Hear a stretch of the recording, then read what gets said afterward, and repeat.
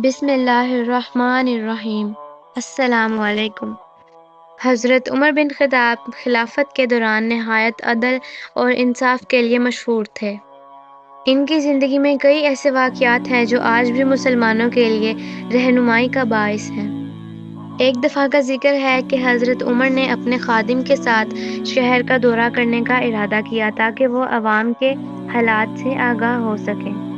انہوں نے عام کپڑے پہن رکھے تھے تاکہ کوئی انہیں پہچان نہ سکے۔ وہ چلتے چلتے شہر کے باہر ایک ویران علاقے میں پہنچ گئے۔ وہاں انہوں نے درخت کے نیچے ایک عورت کو بیٹھے دیکھا۔ عورت بہت پریشان نظر آ رہی تھی اور اس کے بچے بھوک سے رو رہے تھے۔ حضرت عمر نے اس عورت کے قریب جا کر پوچھا، کیا بات ہے بہن، تم بہت پریشان نظر آ رہی ہو؟ تو عورت نے جواب دیا، میرے بچے کئی دنوں سے بھوکے ہیں اور میرے شوہر کا انتقال ہو گیا ہے اور ان کی پرورش میں ہی کر رہی ہوں۔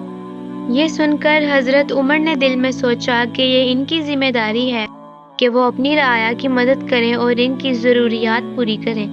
انہوں نے فوراً اپنے خادم سے کہا، چلو ہمیں بیت المال جانا ہے۔ وہ دونوں تیزی سے بیت المال پہنچے اور کھجوریں، آٹا اور دیگر ضروری اشیاء واپس لے کر اس عورت کے پاس آئے۔ حضرت عمر نے خود اپنے ہاتھوں سے اس عورت کے لیے کھانا پکایا اور بچوں کو کھلایا۔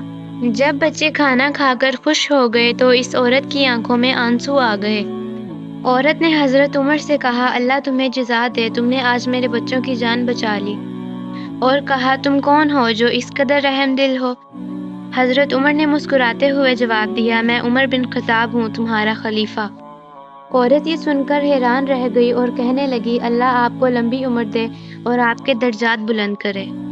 آپ واقعی ہی ایک عظیم خلیفہ ہیں جو اپنی رعایا کا اتنا خیال رکھتے ہیں۔ حضرت عمر نے کہا، یہ میرا فرض ہے کہ میں اپنی رعایا کی دیکھ بھال کروں اور ان کی ضروریات پوری کروں۔ ہمیشہ اللہ پر بھروسہ رکھو اور دعا کرتی رہو۔ یہ کہانی ہمیں یہ سبق دیتی ہے کہ ایک حکمران کا فرض ہے کہ وہ اپنی رعایا کی مدد کرے اور ان کی ضروریات پوری کرے۔ حضرت عمر کی زندگی ہمیں یہ سکھاتی ہے کہ عدل، انصاف اور رحم دلی ایک مسلمان کے لیے کتنی اہم ہے۔ اللہ کی رضا حاصل کرنے کا بہترین طریقہ یہ ہے کہ ہم اپنی ذمہ داریوں کو ایمانداری سے اور خلوص سے ادا کریں اور لوگوں کی مدد کریں۔ یہ کہانی ہمیں یاد دلاتی ہے کہ اللہ کے نزدیک سب سے وہ ہیں جو دوسروں کی مدد کرتے ہیں اور ان کی مشکلات میں ان کا ساتھ دیتے ہیں۔ ہمیں حضرت عمر کی طرح اپنے اعمال کو بہتر بنانے کی کوشش کرنی چاہیے تاکہ ہم بھی اللہ کی رضا حاصل کر سکیں۔